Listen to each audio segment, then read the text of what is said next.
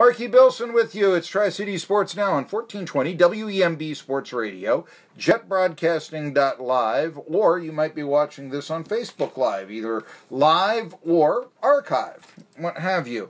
We're talking to Adell Harris. She is the Chief of Staff of the Vanderbilt Commodores men's basketball team under Jerry Stackhouse.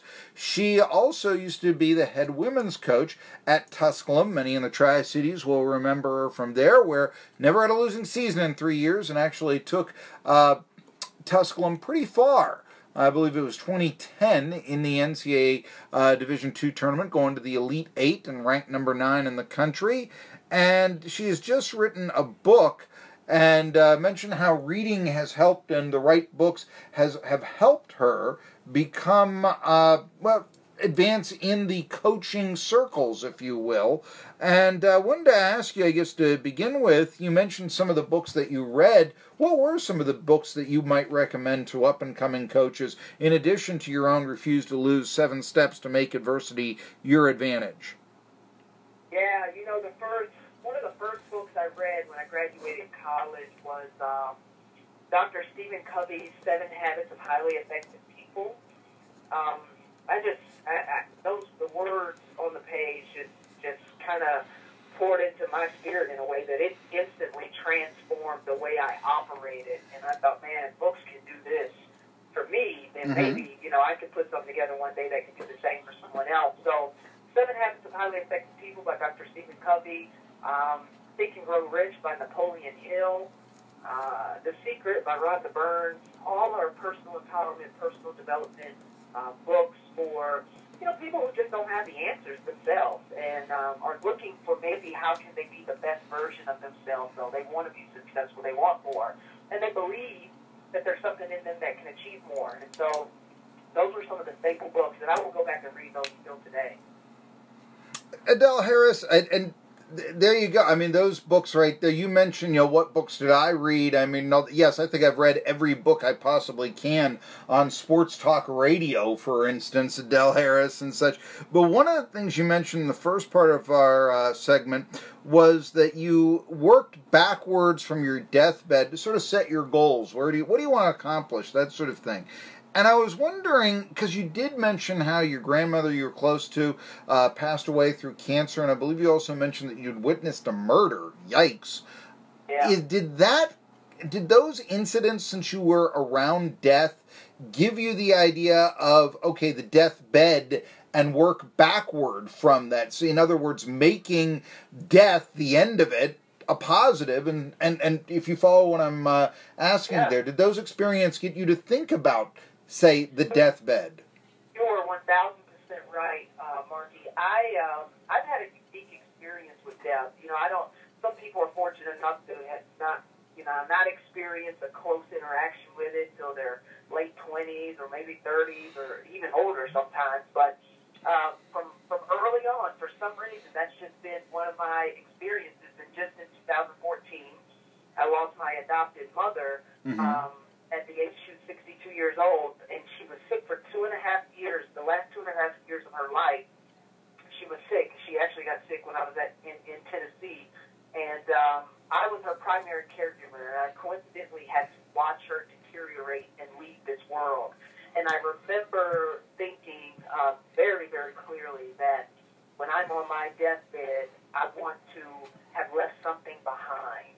And in my messaging or, in books, I don't know how the next generation is going to receive what I leave behind. That's not my job, but my job is to try to maximize my talents and potential so that I do leave something of value behind, because I really believe that's the only reason we're here, because we don't get to decide when we leave. And so, yes, you are absolutely right. My experiences and interaction with death because you never know when it's going to happen. The person when I witnessed the murder, that I was with a high school classmate who was 17 years old that got killed by a stray bullet, and that bullet could have been for anybody. Yeah. That wasn't for him, but he's no longer with us.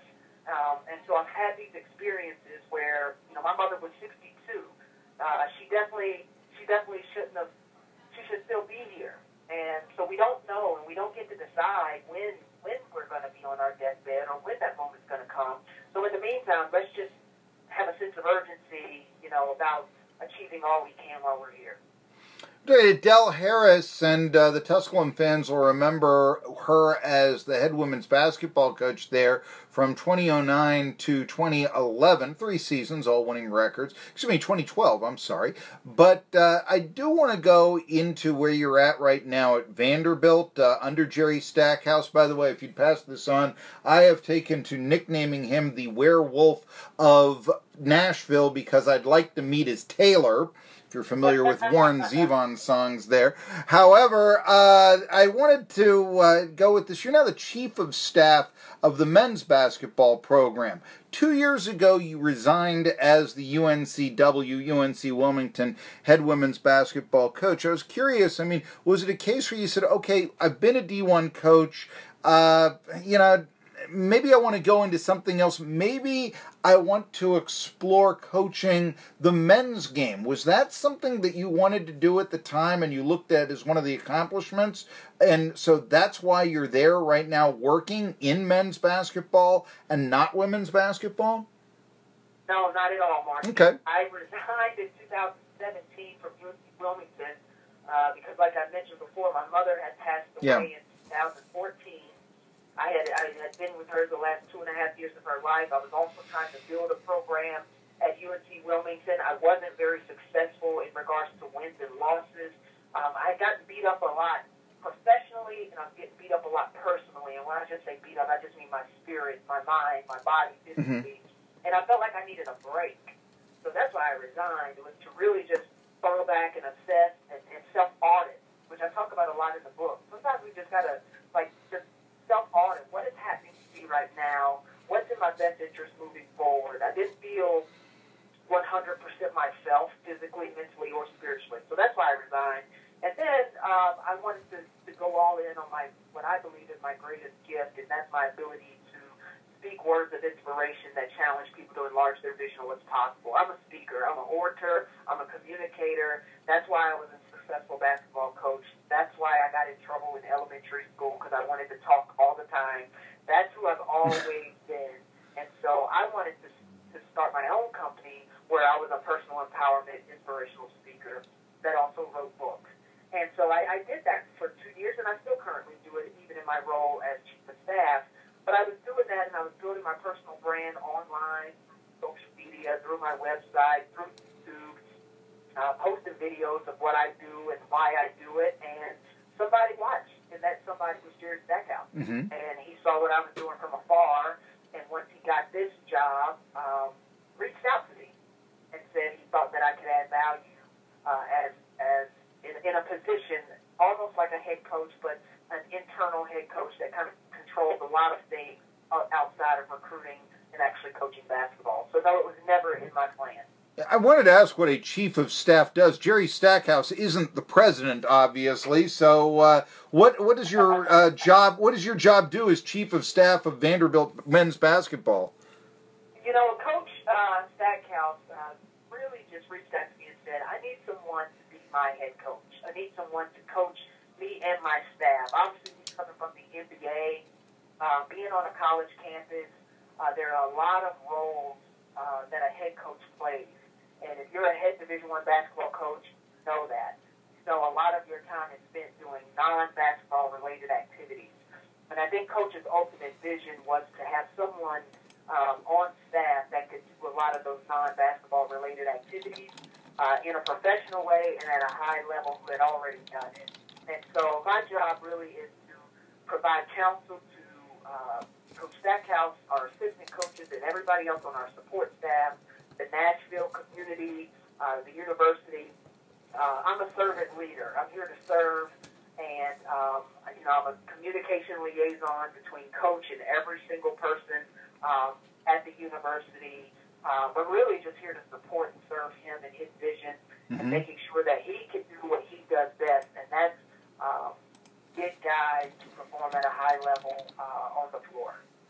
Well, I know that Jerry Stackhouse's vision isn't going to be to lose 20 games in a row. So what's the turnaround there with, I mean, how good can you think you can make a turnaround in one season? Well, I don't think that's anybody's vision, Marky. I don't think that's anybody's yeah. I can't even imagine. That's I had some tough seasons at UNC Wilmington as a head coach, and it physically hurts your body. I mean, it hurts. So I know that's no one's vision, but Coach just wants to come in and teach guys. He's very, very passionate about teaching. He's, in my opinion, just as someone who studied this game for a long time, I grew up on Tobacco Road, so I've been a basketball junkie since I was 6 years old, and Jerry Stackhouse has been someone I've admired as a player, because he's obviously from North Carolina as well, but he is a genius as it relates to the X's and O's and the tactical parts of this game. He's a scientist. He breaks it down in a way that I've never seen before, up close and personal, so I'm very fortunate to be able to witness him at work. But I think that I have no idea what the season holds or what that looks like. It's so early it's so early. I mean, we've only had the guys together for about 3 weeks now. Things are going great. They're working hard. They're getting the things he wants them to do. Coach is very, very confident, very optimistic for what can happen for Vanderbilt men's basketball overall, not just this season, but overall. I know his vision is to compete for championships for sure, but the timetable of that, I have no clue. And head coaches or coaches in general should never provide that answer to anyone. All right, they should never, keeping the cards close to the vest there. Hey, I don't want you to do that though. In the next question I'm going to ask you, you did start out your head coaching career at Tusculum, had a lot of success, as I mentioned, in 2010, taking Tusculum to the Elite Eight of the Division II women's basketball tournament. What is your what's your, how should I say, your most prevalent memory, or your most pleasant memory of your 3 years coaching in Tusculum, really getting your feet wet as a head coach? Yeah, we had a really, really great first year, and man, that's a tough question, because the people at Tusculum and in Greenville, Tennessee were great, just good people, just hardworking, good people. The fans and community, because Tusculum's a college town. There's not a lot more to do. Sure. We got a lot of the community to come out and support us. And when our team went on a run, we were the lowest seeded team in the NCAA tournament that year of 2010. We came in as the last seed. We had to win our conference tournament to actually get to the NCAA tournament. We won the conference tournament. We get to the NCAA tournament as an 8th seed, and we're the first 8th seed to win the regional tournament. And we beat the number 3 team in the country, the number 2 team, actually the 3 team in the region, the 2 team in the region, and the home team who hosted it on their home court. That was, I'm happy that that was my first experience as a head coach. I was spoiled. I was naive and thinking that, man, this is pretty easy. This is good. Mm-hmm. But I also got to coach the second best player in Tusculum history, women's basketball history, in Jasmine Gunn, who's actually from Nashville, Tennessee, Antioch area. And I was spoiled. I inherited a great group of talent that decided to work together and believe in their first-year head coach, and we were able to do something really, really special. So that first year is probably my greatest memory of the community coming together. They traveled with us to some of those NCAA tournament games. We flew out to Missouri to compete in the Elite Eight and have an experience our kids would never forget. And no question, I will never forget it as their head coach. Well, that first year you mentioned, there was a 9-game winning streak. You mentioned beating some of the high-ranked teams like Clayton State, Francis Marion, and Lander. That would be in the NCAA tournament, Division II. Ran into Gannon out of Erie, PA. Ran into the Warriors and all that, and they were, I think, ranked number 1 in the country at the time. So yeah, I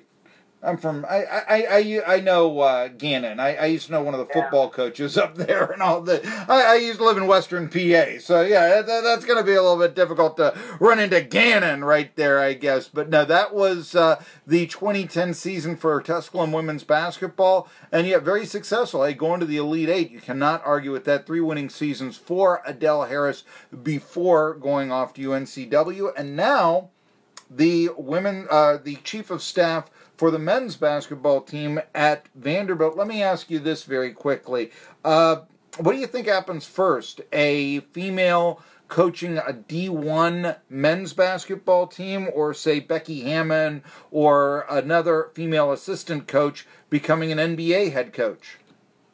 It's a great question, Marky. I think it's going to happen at the NBA level first. Yeah, I can see that. And the college level will gain a little more respect. I mean, everybody's a copycat, so, you know, it's what the best are doing. And if the best show that they're doing it, this is why it's so great that Coach Stackhouse, he worked with women in the NBA. So he did not have any reservations of bringing two women onto his staff here at Vanderbilt. His special assistant to the head coach is Nikki Gross, who was also an assistant coach with him at the G League for the Raptors G League team, the 905, who that success had a lot to do with the Raptors winning the NBA championship this year. But Coach didn't have any reservations about having women on his staff. Now, again, I think it's got to be done. It's got to be shown as a successful formula for other people to have the courage to believe in it and ask for it and actually take the step to do it. But it's definitely going to happen at the NBA level first, in my opinion. I agree with you there. She is Adell Harris. She is the chief of staff at Vanderbilt. She used to coach at Tusculum, but she is also an author of 3 books. Most recently, Refuse to Lose, 7 Steps to Make Adversity Your Advantage. She'll tell you what they are, by the way, if you buy the book, but also if you go back on the archives on our 1420 WEMB Sports Radio Facebook page and watch and listen to this interview again. Adell Harris on Tri-City Sports Now. Well, thank you very much.